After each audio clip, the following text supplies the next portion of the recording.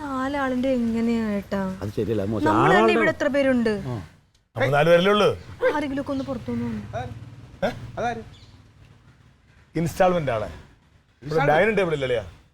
അപ്പൊ ഇൻസ്റ്റാൾമെന്റ് ദിവസം ഒരു ഡൈനിങ് ടേബിൾ എടുക്കാൻ വേണ്ടി കൊടുത്താ. എടാ നിനക്ക് പ്രാന്തോണ്ടാടേ? കഷ്ടം. നിനക്ക് ഭ്രാന്തുണ്ടാ? ചുമ്മാ പോണ എന്നെ വിളിച്ചിട്ട് ഭ്രാന്തുണ്ടാന്ന് നിനക്ക് എന്താ? ഇങ്ങോട്ട് വന്ന്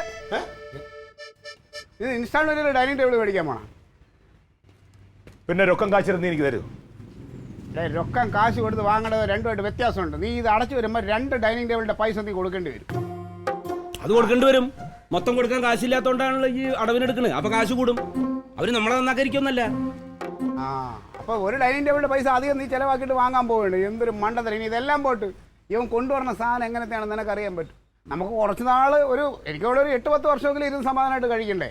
അത്രയൊന്നും പോകൂല. നീന്റെ പണി എൻ്റെ കഥ വേറെ കഥ കൂടെ പറഞ്ഞുതരാം. ഇൻസ്റ്റാൾമെന്റിൽ വാങ്ങിച്ച ഒരു സമയം നടരാജൻ്റെ ഒരു മാമി ഒരു കട്ടിലിപ്പോൾ വാങ്ങിച്ചു കുറച്ച് ദിവസം മുമ്പ്.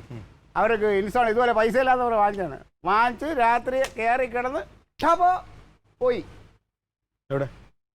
മാമി പോയി മേളിലോട്ട്.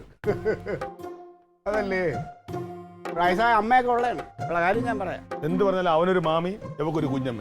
ഉദാഹരണം അങ്ങ് നിരത്തിക്കോളൂ. ഒരു സാധനം കുടുംബത്തേക്ക് മേടിക്കണം മുടക്കണം. നീയോ ചെയ്യണില്ല. എൻ്റെ അമ്മാവാ തലയിൽ കുറച്ച് ആളാമസമുള്ള ആളാണ് അമ്മാവെന്നാണ് ഞാൻ വിചാരിച്ചത്. ഒന്ന് ആലോചിച്ച് നോക്ക്. അല്ല ഇവൻ ഇപ്പൊ ഇരട്ടി പൈസ അവന് ആവൂലേ? ഇത് അടച്ചു വരുമ്പോ ആവൂലേ? അതാവും. അതിനുള്ള വരുമാനം ഇവനുണ്ടോ? ഇല്ല. ഇല്ല ഇല്ല ഇല്ല.